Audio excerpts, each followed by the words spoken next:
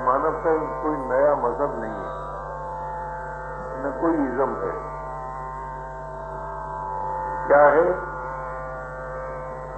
मानव जीवन के महत्व को बताने वाला एक संघ है, एक विचार है। आप विचार करके देखें, धन के महत्व ने बेईमानी पैदा कर दी, उसके लिए वो भी करते हैं जो करना चाहिए, वो भी करते हैं नहीं करना चाहिए। धन के महत्व ने अनेक प्रकार के भय में आबद्ध कर दिया। पद के महत्व ने मिथ्या अभिमान को जन्म दे दिया और आत्मा और परमात्मा के महत्व ने हमें वाचक ज्ञानी बना दिया। उसका विरोध नहीं है, बुरा मत मानिएगा। आत्मा आत्मा के लोग चर्चा करने लगे, वाचक ज्ञानी हो गए, और जो चाहे सो करे परमात्मा के नाम पर लगाने लगे, वो भी हो गया। लेकिन आप जरा गंभीरता सोचिए, क्या आप मानव होने के नाते अपने जीवन का क्या मूल्यांकन रखते हैं? इसको विचार कीजिए। आज जो परिचय दिया जाता है ना, तो धन के अधीन दिया जाता है, पद के अधीन दिया जाता है, योग्यता के अधीन दिया जाता है। लेकिन मानव होने के नाते आपका क्या महत्व है, इस बात को हम भूल गए हैं। और उसका परिणाम ये हुआ है कि मनुष्य पराश्रय और परिश्रम में आबद्ध हो गया है। और पराश्रय और परिश्रम में आबद्ध मानव कभी भी न तो शांति पाता है, न मुक्ति पाता है और न भक्ति पाता है। ऐसा मेरा विश्वास भी है और अनुभव भी है। और अगर इसके विपरीत किसी का विश्वास हो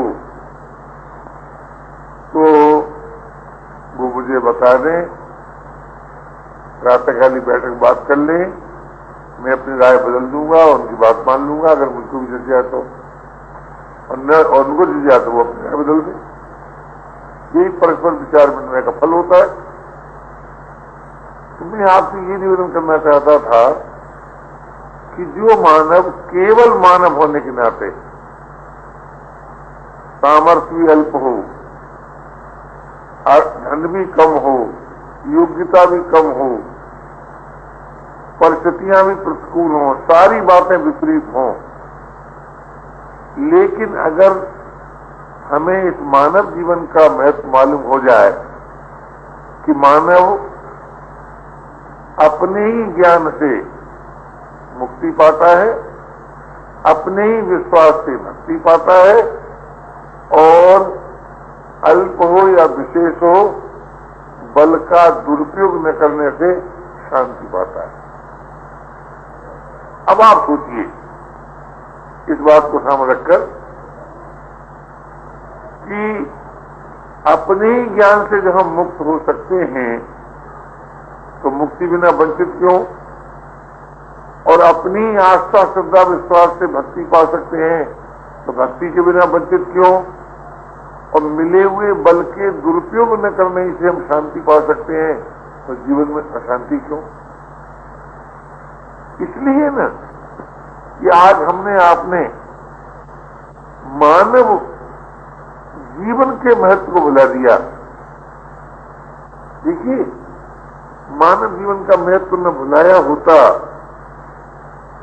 तो क्या आज हम अपने ज्ञान का अनादर करते?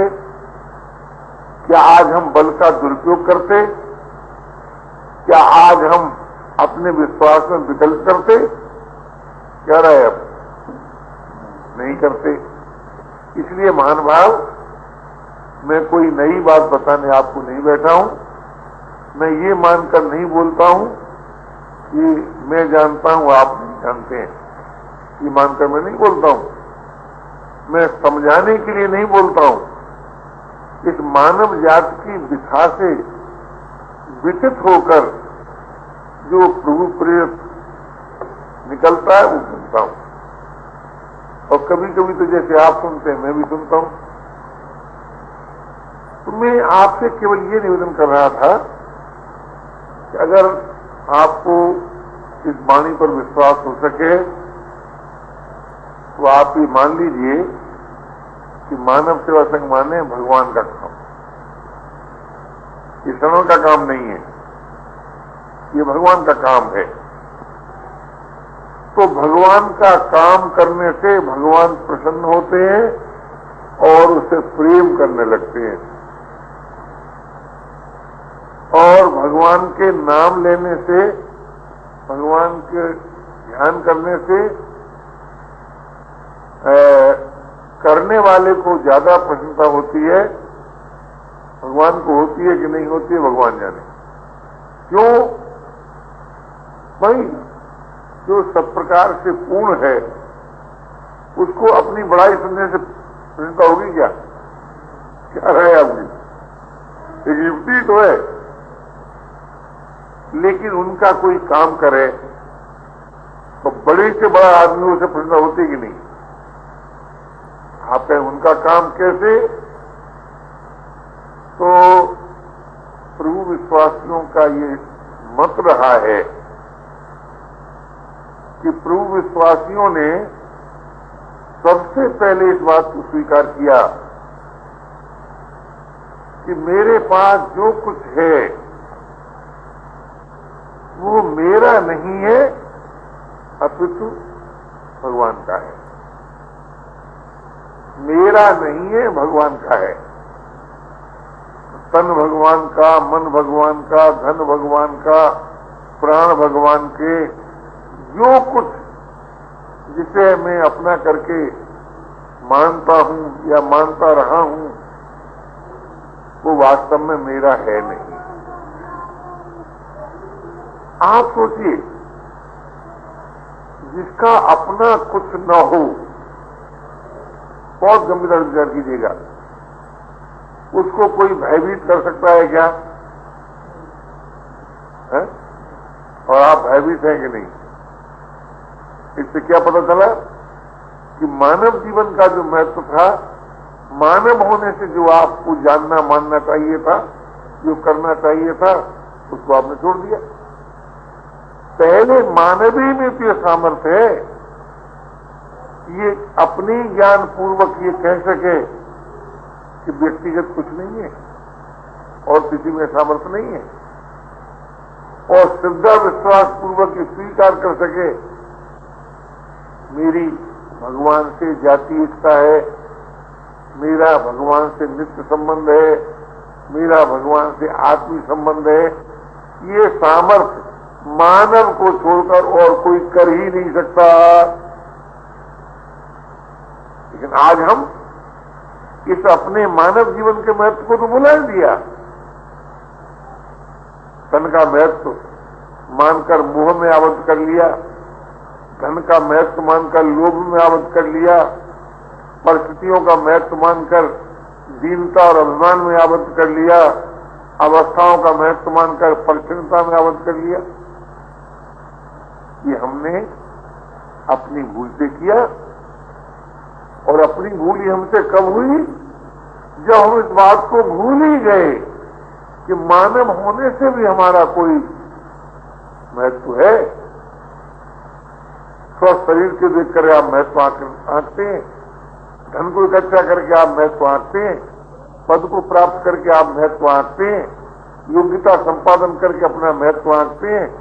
लेकिन धन कम हो या अधिक हो, इससे कोई मानव जीवन के महत्व में थोड़ी अंतर आता है।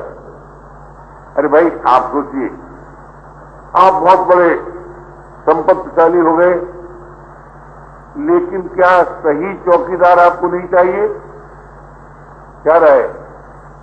क्या सही रसोई आपको नहीं चाहिए? क्या सही कमरा साफ करने वाला आपको नहीं चाहिए? क्या रहे आपको? चाहिए। इससे क्या सिद्ध हुआ कि अधिक सामर्थ्य होने से आप कोई स्वाधीन हो गए हो सो तो नहीं हो गए, अभय हो गए हो सो नहीं हो गए, समता में स्थित हो गए हो सो नहीं हो गए। हो गए क्या? नहीं हो गए। तो क्यों नहीं हो गए? कि अधिक संपत्ति होने से ही मानव मानव हो सकता है और अल्प संपत्ति से मानव मानव नहीं हो सकता। अधिक योग्यता से मानव मानव हो सकता है, अल्प योग्यता से मानव मानव नहीं हो सकता। इस रहस्य को भूल जाने से आप कितनी बड़ी पदवी पर हों पर पराधीन ही है, पराश्रित ही है। यह बिठा अगर आपको सताती हो तो फिर आप अपने इस मानव जीवन के महत्व पर विचार कीजिए। आपको गौरव हो इस बात का कि प्रभु ने मानव का निर्माण अपने में से किया है और अपने लिए किया है। सृष्टि का निर्माण भले ही मानव के लिए किया हो, पर मानव का निर्माण प्रभु ने अपने में से किया है और अपने लिए किया है। क्यों? मानव को छोड़कर कोई भी आस्था, श्रद्धा, विश्वास के आधार पर बिना देखे भगवान को अपना कह नहीं सकता। हो सके बताओ कौन कह सकता है? बिना देखे भगवान को। और मानव को छोड़कर कोई भी अपने ही ज्ञान के द्वारा मिले हुए शरीर से और देखे हुए संसार से संबंध कोई नहीं तोड़ सकता मानव को छोड़कर। ये मानव की सामर्थ्य है। और जरा गंभीरता सोचिए कि मानव ही बल का सदुपयोग कर सकता है, बल के अभिमान से रहित हो सकता है, बुराई का उत्तर भलाई से दे सकता है और भलाई के फल और अभिमान से मुक्त हो सकता है। ये सारी विशेषताएं केवल मानव में हैं। और मानव का अर्थ क्या है? जो कुछ कर सकता हो, जो कुछ जानता भी हो और जो कुछ मानता भी हो। अर्थात जिसमें करने की सामर्थ्य हो, अल्प या विशेष का कोई बात नहीं है, अथवा जिसमें जानने की सामर्थ्य भी हो अथवा जिसमें मानने की भी सामर्थ्य हो। ये तीनों प्रकार की सामर्थ्य जिसमें होती है उसका नाम मानव है। अथवा यूं कहो, इन तीन तत्वों से ही हम मानव हैं। हम कुछ कर सकते हैं, हम कुछ जानते हैं, हम कुछ मानते हैं। तो जो भी कर सकते हैं वह क्या है? किसके द्वारा कर सकते हैं? उसका नाम बल है। बल। देखो भाई, बिना बल के कोई कुछ कर सकता है क्या? क्या रहा है? नहीं कर सकता। तो इसका मतलब हुआ कि मानव को बल मिला है। और बिना ज्ञान के कुछ जान सकता है क्या? तो इसका मतलब हुआ कि मानव को ज्ञान मिला है। और बिना आस्था, श्रद्धा, विश्वास कोई मान सकता है क्या? तो मालूम हुआ कि मानव को विश्वास मिला है। तो बल, ज्ञान और विश्वास जिसमें है उसका नाम हुआ मानव। अब आप देखिए, मानव के पास जो बल है वो संसार के काम आता है, और मानव के पास जो ज्ञान है वो उसके अपने काम आता है, और मानव में जो विश्वास है वो भगवान के काम आता है। अब इसी देखिए इस जीवन का महत्व, इस दृष्टि देखिए कितना बड़ा संसार नन्हे से मानव की जरूरत अनुभव करता है।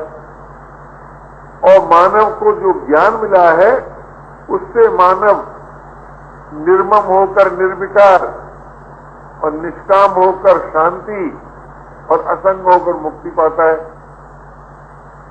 और मानव में जो विश्वास है उसके द्वारा मानव प्रभु से जाति एकता, नित्य संबंध एवं आत्मीय संबंध स्वीकार कर प्रेम प्रदान कर सकता है। अब आप सोचिए, मानव का जीवन कितना सुंदर हुआ कि संसार भी उसकी आवश्यकता अनुभव करे, भगवान भी उसकी आवश्यकता अनुभव करे और वो अपने ही ज्ञान से निर्विकार, शांत और मुक्त हो जाए।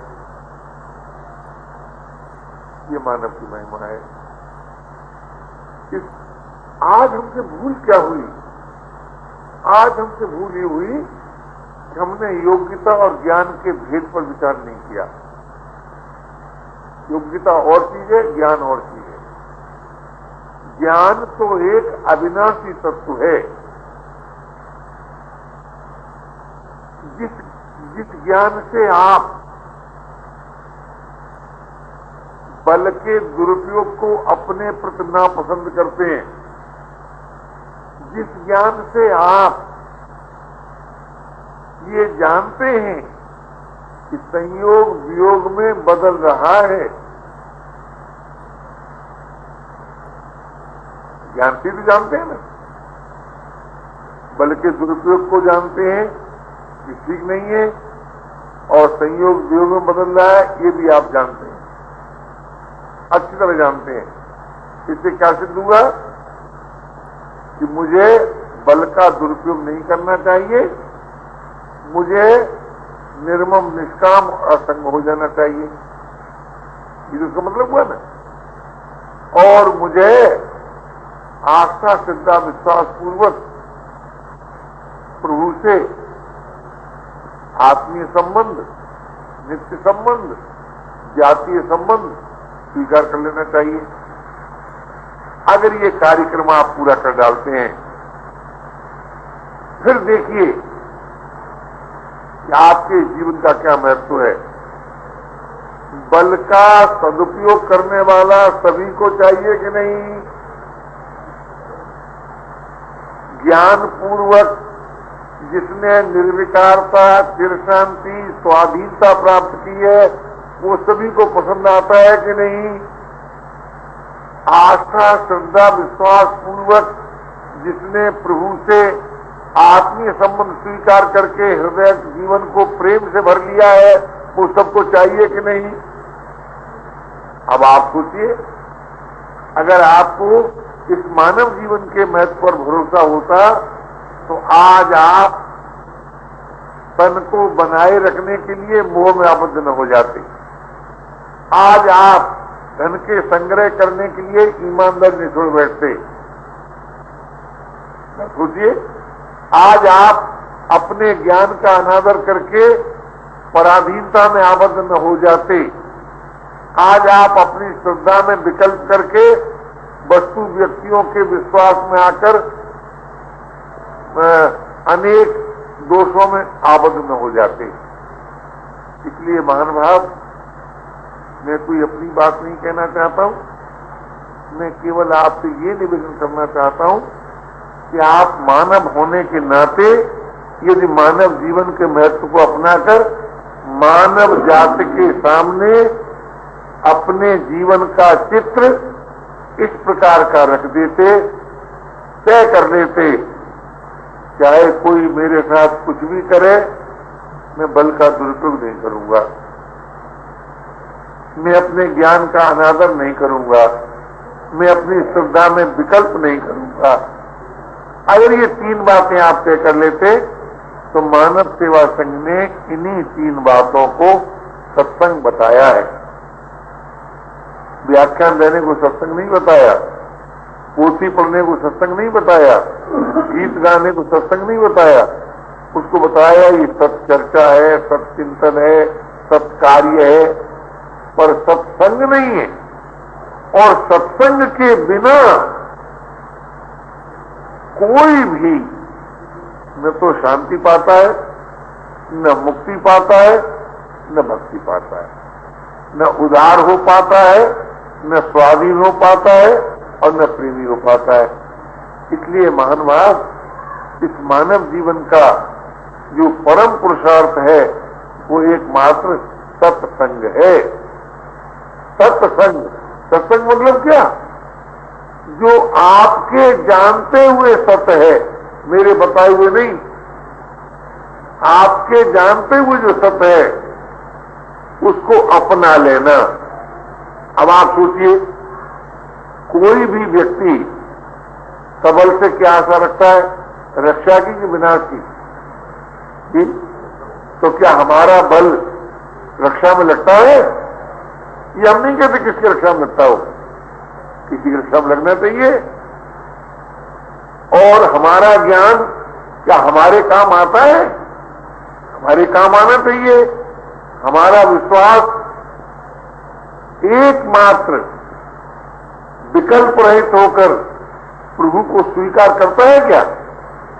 अब आप सोचिए, मुंह से कहें राम राम और विश्वास करें धन में, ये क्या है? ईमानदारी है? आप विचार कीजिए। तो मैं केवल ये निवेदन कर रहा था आपसे कि जब मानव विश्व शांति में, सुंदर समाज के निर्माण में बल का दुरुपयोग न करके भाग ले सकता है, तो संसार के लिए उपयोगी हुआ कि अनुपयोगी हुआ? संसार के लिए जी उपयोगी हो गया। और जब मानव अपने ही ज्ञान के द्वारा निर्मम होकर निर्विकार हो सकता है, निष्काम होकर शांत हो सकता है, असंग और मुक्त हो सकता है, तो बताइए उसको पोथी की ज्ञान जरूरत पड़ेगी क्या? और पोथी में इससे अधिक ज्ञान है क्या? जो ज्ञान मानव में है वही ज्ञान वेदों में है। योग्यता को जान दीजिए, विज्ञान में भेद है, सामर्थ्य में भेद है। तो मैं आपकी निवेदन कर रहा था कि आप अपने ज्ञान से मुक्ति के अधिकारी, आप अपने विश्वास से भक्ति के अधिकारी, और बल का दुरुपयोग न करके सुंदर समाज के निर्माण में आप भाग ले सकते। लेकिन भूल क्या हुई? भूल ये हुई कि चौकीदार आज मानवपन को भूलकर वो सोचता है मैं तो बड़ा भागा हूं, मैं तो बड़ा दीन हूं। क्यों? साहब बहादुर सो रहे हैं, मैं पैर दे रहा हूं। अरे ये नहीं सोचता कि मेरे ही द्वारा साहब अभय सो सकता है, नहीं सो नहीं सकता, ये नहीं सोचता। अरे मैं खाना पकाता हूं, साहब बहादुर खाना खाते हैं, शेर साहब खाना खाते हैं, ये सोचता है मैं दीन हूं। और ये नहीं सोचता कि मैं सेठ और साहूकार के काम आता हूं, मेरे बिना साहूकार जिंदा नहीं रह सकता, ये नहीं सोचता। मतलब क्या? अपने कर्तव्य का महत्व हम भूल गए। अधिकार हमको पसंद आता है, देखिए कर्तव्य का मतलब क्या है? कर्तव्य का मतलब है दूसरों के अधिकारों की रक्षा। ये कर्तव्य का मतलब है। पत्नी होकर पति के अधिकार, पति होकर पत्नी के अधिकार, पुत्र होकर पिता के अधिकार, पिता होकर पुत्र के अधिकार, भाई होकर भाई के अधिकार, व्यक्ति होकर समाज के अधिकार। अरे हम कहां तक हैं? जीव होकर ईश्वर के अधिकार। तो जो मानव दूसरों के अधिकार की रक्षा के लिए बनाया गया था, वो आज अधिकार लालसा में आबद्ध होकर इस दुर्दशा में है। महाराज, एक सज्जन का पत्र आया अमेरिका से, उन्होंने बड़े से ढंग से लिखा, बाहर बहुत कड़ी सर्दी हो रही है, मैं कमरे में, एयर कंडीशन कमरे में मलमल का कुर्ता पहने बैठा हूं। बाहरी उपचारों की कमी नहीं है, लेकिन यहां का इंसान मशीन के समान दिन रात परिश्रम। उन्होंने कहा, तो मैं आपसे ये निवेदन करना चाहता था कि आज अगर आपका हृदय अपनी व्यक्तिगत पीड़ा से पीड़ित होकर यदि मानव जाति की पीड़ा से पीड़ित होता है, तो अब आप सोचिए कौन सा उपाय ऐसा हो सकता है जिससे विश्व शांति का प्रश्न, जीवन मुक्ति का प्रश्न और भक्ति का प्रश्न हल हो जाए। सोचिएगा, किससे हो सकता है कि आप ये कर सकते हैं कि एक फैक्ट्री चलाएं और सब पुर्जे बराबर के हो जाए? फैक्ट्री चलेगी? क्या आप ये कर सकते हैं कि एक मकान बनाए और उसमें सब ड्राइंग रूम में बना दे? ये नहीं हो सकता। मकान के लिए सभी आवश्यक कमरों की जरूरत होती है, समाज के लिए सभी श्रेणियों की जरूरत होती है। कोई ईमानदार नहीं कह सकता। क्या आप कह सकते हैं कि आप अपने शरीर को केवल मस्तिष्क के आधार पर चला लें? नहीं चला सकते। पैर भी चाहिए, हाथ भी चाहिए, इंद्रियां भी चाहिए, प्राण भी चाहिए। तो उसी प्रकार अगर आप इस विश्व शांति के प्रश्न को सचमुच हल करना चाहते हैं तो आपको क्या करना होगा? अधिकार लालसा को छोड़ना होगा और कर्तव्य परायणता को स्वीकार करना होगा। पर ये बल कब आएगा? ये बल कब आएगा? अधिकार लालसा को छोड़ने का बल कब आएगा? कर्तव्य पालन का बल कब आएगा हम में? ये तब आएगा कि जब हम पहले अपने ज्ञान के द्वारा अपने को निर्विकार, शांत और स्वाधीन बनाए। बल्कि बाहर से बल नहीं आएगा, एटम बम से बल नहीं आएगा, हाइड्रोजन बम से बल नहीं आएगा, अधिक मिलिट्री बढ़ाने से बल नहीं आएगा, अधिक डिपार्टमेंट खोलने से बल नहीं आएगा, राज्य प्रणाली बदलने से बल नहीं आएगा। आया हो तो बताओ। एक मैंने ऐसी दुख भरी घटना सुनी। मैं सोचता था कि हिंदुस्तान के ये ऑफिसर बेईमान है, संपन्न देशों के ईमानदार होंगे। महाराज एक ने ऐसी भीतरी बात बताई मुझको, नाम उसका नहीं लूंगा, वो भी एक बड़ा ऑफिसर क्लास का आदमी था। उसने कहा कि एक बार अमेरिका में कुछ निश्चित समय के लिए नोट छापे गए, निश्चित समय के लिए जरूरत पड़ गई होगी। लेकिन अमेरिका बैंक का डायरेक्टर उसने रिश्वत ली और व्यापारी वर्ग ने जो समय निकलने के बाद नोट खरीद रखे या इकट्ठे कर रखे, उस पर दस्तखत कर दिया कि उसी समय गए। तो मैं चौंक गया एकदम कि मैं तो अपने देश की इस भूल से बहुत दुखी था। ऐसे संपन्न देश में भी ऐसा होता है? तो महाराज आप जो बाहरी आडंबर बड़ा बड़ा कर ये सोचते हैं कि हमारे व्यक्तिगत जीवन में शांति होगी, पारिवारिक जीवन में शांति होगी, सामाजिक जीवन में शांति होगी, राजनीतिक जीवन में शांति नहीं हो सकती, नहीं हो सकती। तब मानव सेवा संघ का ये क्या बताएं, ये प्रेरणा कहिए, ये आवाज कहिए कि हे मानव, तुम अपने महत्व को अनुभव करो। तुम बड़े सुंदर हो। क्यों सुंदर हो? कि तुम्हारी उपार्जित सुंदरता नहीं है, तुम्हारा निर्माण जिसने किया है वो सब प्रकार से पूर्ण है, उसके तुम आत्मज हो, उसके तुम आत्मज हो, उससे तुम्हारी अभिव्यक्ति हुई है।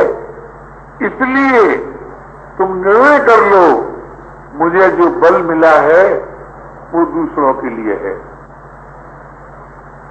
उसके बदले में मुझे कुछ नहीं चाहिए, कुछ नहीं चाहिए। क्यों? इसमें कोई बड़ा भारी एहसान की बात नहीं है। बल के द्वारा कोई भी कभी भी स्वाधीन नहीं हो सकता, अमर नहीं हो सकता। बोलो, हो सकता है क्या? है? और मेरी मांग अमर होने की है कि नहीं, स्वाधीन होने की है कि नहीं? तो मेरी मांग मिले हुए बल से पूरी नहीं हो सकती। अगर ये बात आपको जच जाए तो फिर क्या घबराओगे कि मैं चौकीदार क्यों बना दिया गया, मैं मैनेजर क्यों नहीं बना दिया गया? फिर तो नहीं घबराओगे। बोले मुझको बर्तन क्यों मानने पड़ते हैं, मुझे हुकूमत करने को क्यों नहीं मिलती?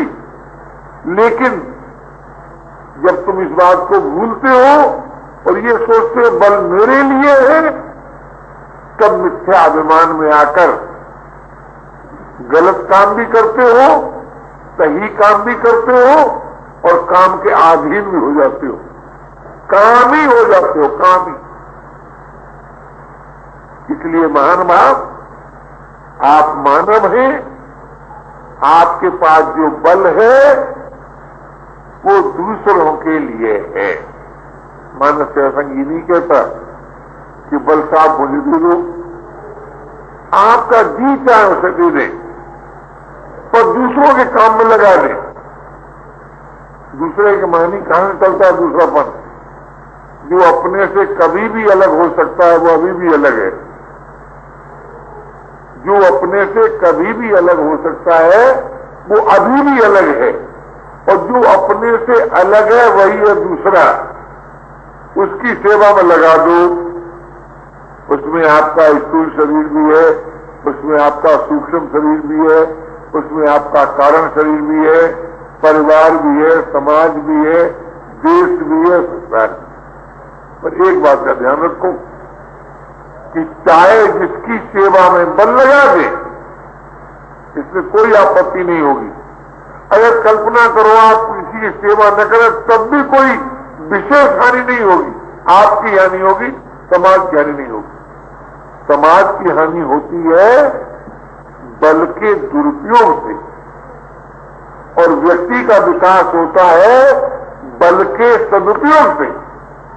अगर आपको व्यक्तिगत विकास अपना करना है, कि बड़े रहस्य की बातें हैं, दार्शनिक बातें हैं, गंभीरता से विचार करेंगे तो आपको पता लग जाएगा कि आपकी बातें हैं।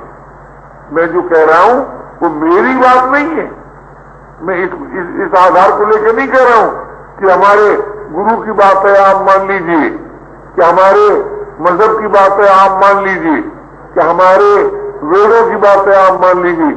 मैं आपसे नम्र निवेदन करना चाहता हूं, ये आपकी बात है। हाँ, वेदों ने इसका समर्थन किया है, गुरुजनों ने इसका समर्थन किया है, ये बात अलग है। वेद विरोधी बात नहीं है, गुरुजनों के विरोधी बात नहीं है, लेकिन है ये बात आपकी आपकी आपकी। कौन सी बात? बल मेरे लिए नहीं है, ये मनुष्य मात्र की अपनी बात है, बल मेरे लिए नहीं है।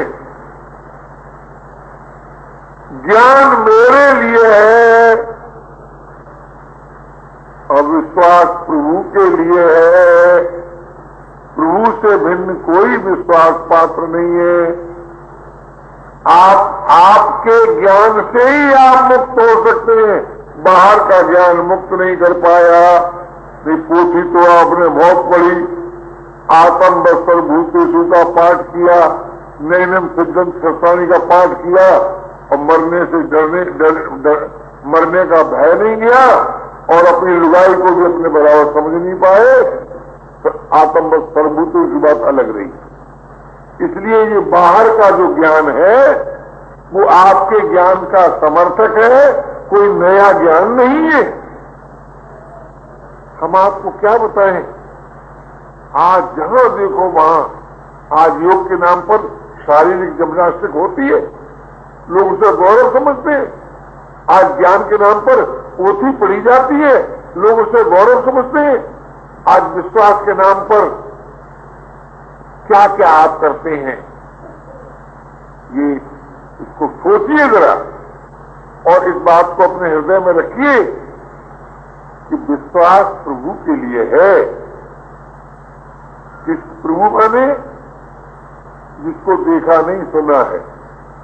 सुने हुए के लिए विश्वास, और ज्ञान बोले देखे हुए के लिए, और बल बोले संसार के लिए। बल संसार के लिए है, आपके लिए नहीं है, ज्ञान आपके लिए है। ज्ञान पूर्वक आप जीवन मुक्ति का आनंद अभी ले सकते हैं, चिर शांति अभी पा सकते हैं, निर्विकारता अभी प्राप्त कर सकते हैं, और विश्वास प्रभु के लिए है। उस विश्वास के आधार पर भक्ति आप प्राप्त कर सकते हैं। अगर ये बात आपको अपनी करके जस जाए, रुचि जाए, पसंद आ जाए, तब अल्प बल वाला अपना अभिनय करे ठीक ठीक, विशेष बल वाला अपना अनुभव करे ठीक ठीक, अल्प योग्यता वाला अपना अनुभव करे ठीक ठीक, विशेष योग्यता वाला अपना करे अनुभव ठीक ठीक। लेकिन एक बात बताओ भैया, अभिनय कैसा ही हो, अभिनय कर्ता के लिए छोटा बड़ा होता है क्या? कि विधिवत करना चाहिए, ठीक करना चाहिए, ये अभिनय की महत्ता होती है। अभिनय में ये महत्ता नहीं होती कि साहब मैं तो ब्राह्मण का लड़का था, मुझे कालू भंगी का अभिनय क्यों दे दिया गया? इसको होता है? इस संबंध में एक बड़ा ऐतिहासिक उदाहरण दूंगा आपको। एक बार बंगाल में नील दर्पण नाम का एक ड्रामा खेला गया था। उस समय अंग्रेज जाति के कुछ लोग बिहार में नील की कोठियां और जमींदार थे, और वो काश्तकारों के साथ, गरीबों के साथ जो जुल्म करते थे, उस जुल्म को दिखाने के लिए नील दर्पण नाम का ड्रामा खेला गया था कलकत्ते में।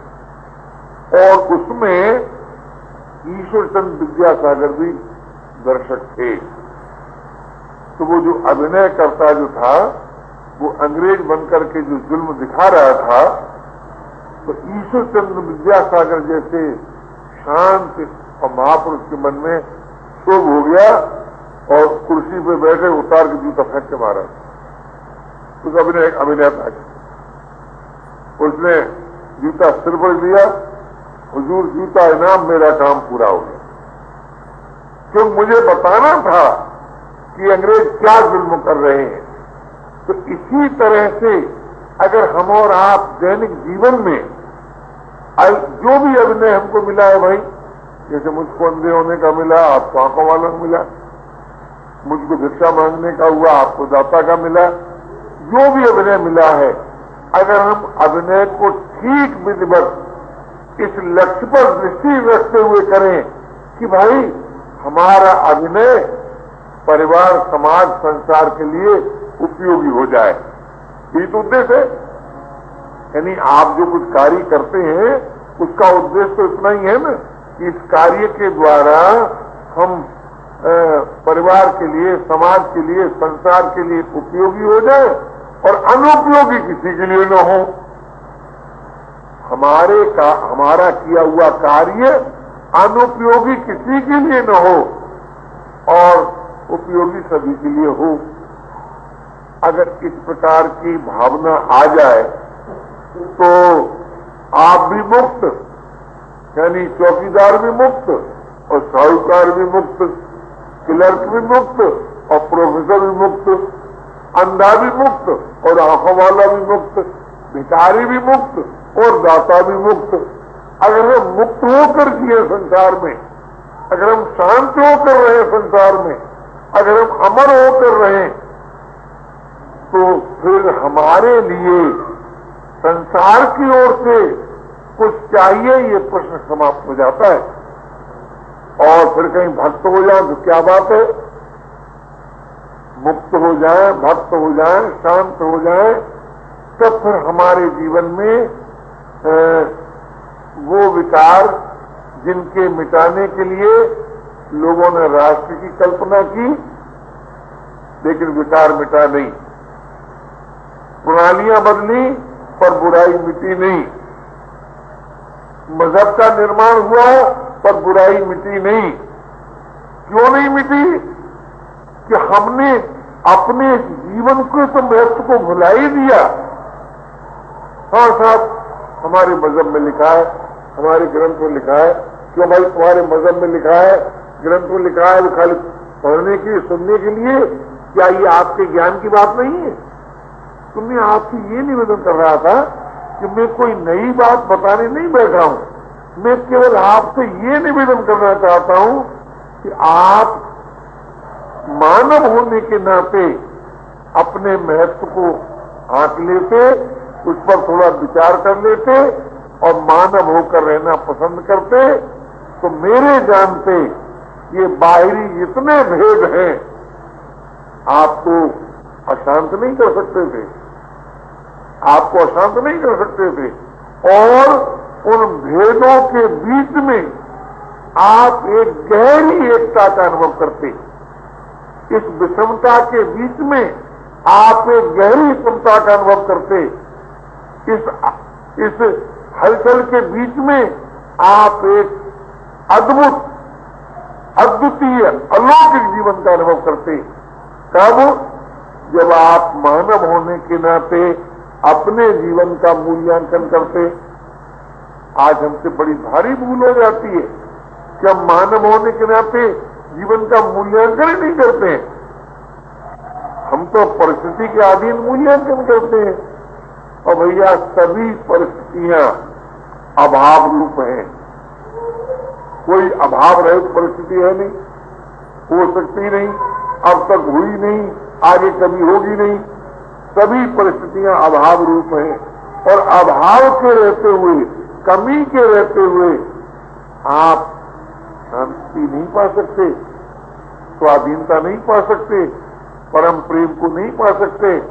और शांति के बिना योग नहीं मिलता, स्वाधीनता के बिना बोध नहीं होता और प्रेम के बिना नित नव रस की अभिव्यक्ति नहीं होती।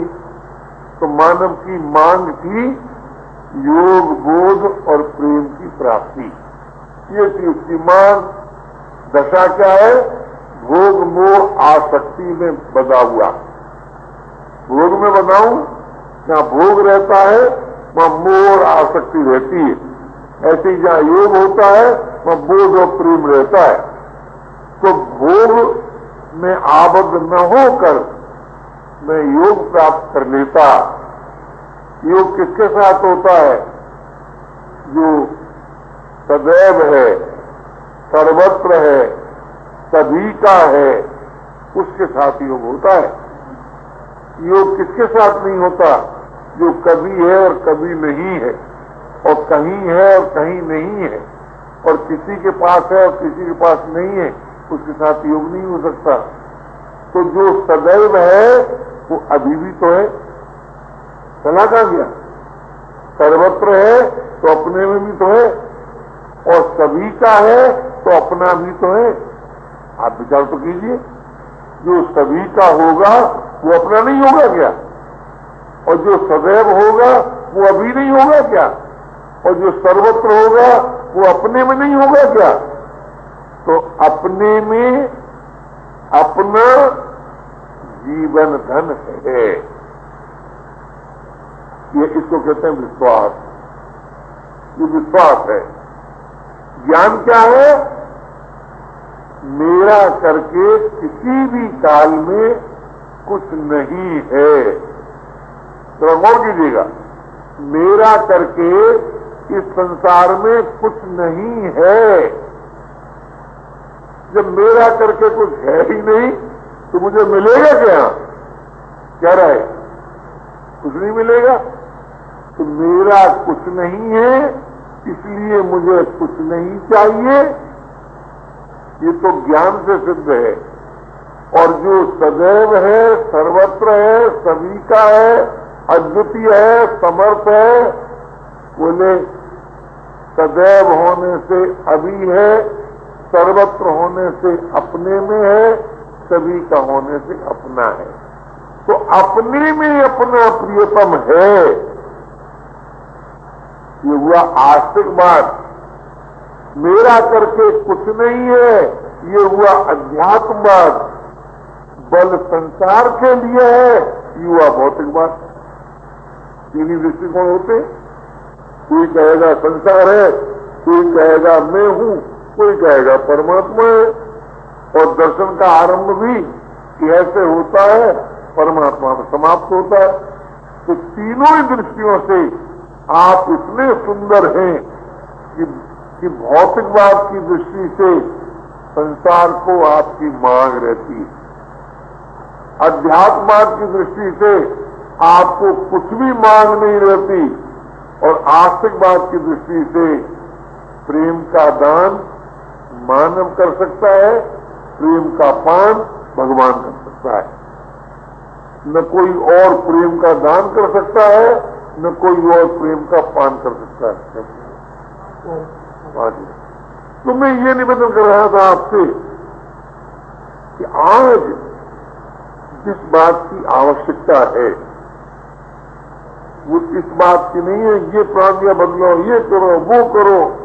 आज जरूरत इस बात की है हर भाई हर बहन अपने द्वारा अपने संबंध में सोने से पहले जगने के बाद विचार करे। मेरे पास जो कार्य करने की क्षमता है अर्थात जो बल है उसके द्वारा मैं कोई ऐसा काम नहीं करूंगा जो किसी के लिए अहितकर हो। पहली बात यह है धर्म विज्ञान। उसके बाद क्या सचमुच मेरा करके कुछ यहां है? अनुभव बताएगा नहीं है। यह अध्यात्मवाद, इससे मुक्त हो जाओ और सभी का सदैव सर्वत्र जो आनंद घन प्रभु है वह मेरा भी, मैं उसका भी। इस नाते से विश्वास पूर्वक प्रभु से जातीय संबंध स्वीकार करो। क्योंकि ईश्वरवादी किसे कहते हैं? जो अपने को ईश्वर की जात का माने। ईश्वरवादी किसे कहते हैं? जो ईश्वर से नित्य संबंध मान ले। ईश्वरवादी किसे कहते हैं? जो ईश्वर से आत्मीय संबंध मान ले, उसका नाम ईश्वरवादी। तो विश्वास के द्वारा हम सब प्रभु से जातीय एकता, नित्य संबंध, आत्मीय संबंध स्वीकार करें और बल के द्वारा विश्व के काम आ जाएं। चाहे छोटा हो बड़ा हो, विश्व का और शरीर का विभाजन नहीं है। हर आवश्यक कार्य संसार का कार्य है। इस व्यापक भाव से काम आ जाएं और ज्ञान के द्वारा हम सभी निर्विकार, शांत और स्वाधीन हो जाएं। फिर आप देखिए इस जीवन से मानव जात को का बहुत बड़ा हित होगा और फिर वो समय आ जाएगा कि जब हर आदमी कहेगा मैं मानव हूं और मुझे वही प्राप्त है जो कभी भी किसी भी को प्राप्त हुआ है वो मुझे प्राप्त है। यही मानव जीवन का उद्देश्य है।